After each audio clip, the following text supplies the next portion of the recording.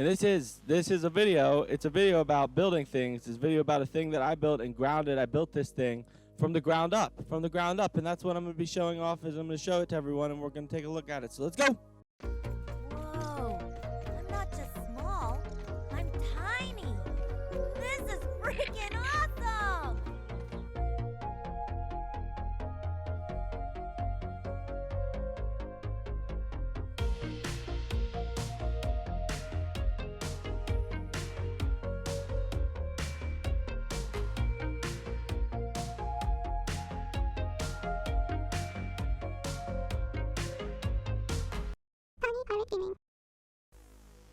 What up?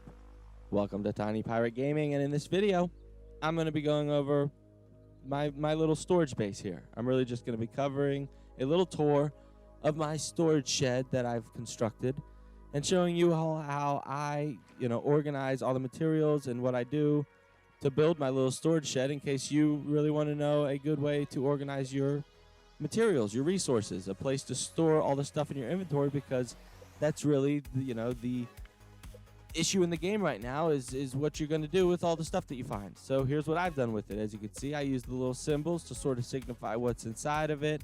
Over there I have the spider parts. Over here I got like the little, not necessarily the direct bug parts, but like the acid glands and the boiling parts. And then I got up here the normal sized creature stuff, the feathers, the koi fish, and then the water boatman fins, and then up here I have some unmarked boxes. The unmarked boxes are for whatever new materials come in the future. And over here I got another row of, again, bug parts. The first floor of my storage shed is designated for the bug parts, the parts that you can acquire from combating the bugs around the backyard. And so that's what all this stuff is for. Or from the normal sized creatures, the feathers and stuff that you can collect as well. And the spider webbing and stuff like that. Anything associated with the creatures and not a natural based resource. And there you can also see I have my workbench down here. I put my workbench inside my storage shed because my storage shed has all my stuff in it, so that's where I'll be building and crafting anything that I need. Then upstairs I have the natural stuff, the grasses, the eelgrass, any rocks, the sap, the acorn shells, the acorn tops, the blueberry chunks, all that sort of stuff is in the upstairs, the second floor of the storage shed. And as you can see, I got the little symbols. The sap is a little rock symbol. The clay, the lily pad wax I symbolize as a little rock. Anyway, those are the symbols that I use on my stuff. And here's more things. And as you're going to see, I also still have extra crates because they're going to keep adding stuff. There's going to be new stuff in the game, and sometimes I worry that I don't even have enough. Now, some people might be watching and they are like, why didn't you build the shelf and make a whole nother row? Well, unfortunately for me, I built the structure of the building before I started to fill it with the items.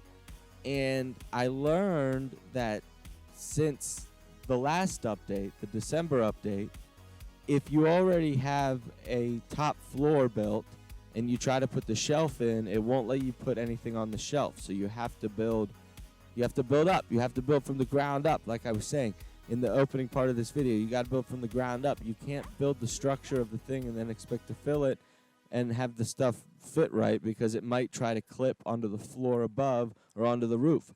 So you got to build from the ground up, and I learned that, and that's why I can't put the shelving into this storage structure. Now, thankfully, this is just the first storage structure. Like on the third floor, as you can see here, is where I got my food products. I got the jerkies, I got the nectars, and then I have the non-perishable stuff like the cookie bits and the acorn bits and the mushrooms and those sorts of things that you can pick up and they don't perish. And then over here I have empty crates for future content. And then I got my dew collectors in here as well, because I'm planning to build a bunch of canteens and then fill those canteens with water from the dew collectors there, and have a chest full of canteens full of water for people when they need them. And then, that's what you do. And this is my storage shed, and as you can see, we're heading up to the top floor because I haven't finished it yet, but up here is where the landing port will be for my zip lines. When I build the other bases around the backyard, when I want to zip line back to this base, they will come to the storage shed. That is where the zip lines will converge upon. And here next to the storage shed, As you can see, you might have saw it in the video a few seconds ago. That was Tiny Pirate Gaming Tower. I'm going to be doing a base tour video of that later. But there's the storage shed over there. That's a little one that I use for the grass planks and the weed stems, and I just put the stuff inside of there. So that way when I want to add on to this space, which I will be doing, I won't have to do as much gathering right off the bat. And I can just run in there and start building stuff. And I honestly think my next build is going to be an ant trap around the anthill to start collecting massive amounts of ant eggs. If you don't know how to build one of those, well, check the other Groundy YouTubers. They have the tutorials for all that sort of stuff. If not, I'm sure I will be putting out a video about one in the future when the game is complete and we can do more and more stuff with it. But anyway, that was it. I hope you enjoyed the video. I hope this helped you figure out maybe how you're going to set up your storage facility to maintain your inventories. If you do decide to use a design like this, we're using, the pebblet walls. Remember, you got to build up. So if you're going to put the shelving in, don't build the second floors until you've put the shelving and the crates in on the first floor. That's all I would say to you. Or make your floors multiple pieces big. Like, the rule in this is 3 staircases.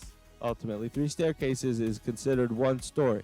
So make each room 3 staircases tall, unless you want to build something tight and compact like the one that I just built here, because this is just right here at the start of the game and I wanted a spot to start storing resources as quickly as possible, so I constructed this little storage shed.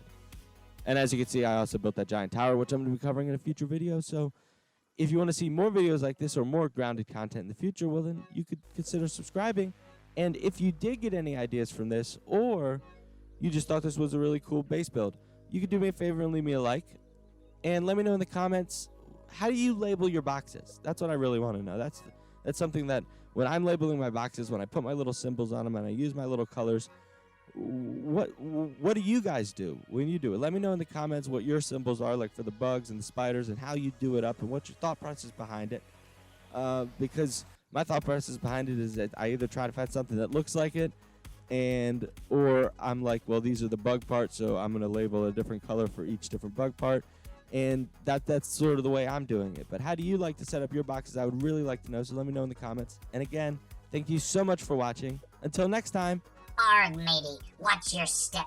There be a tiny pirate here.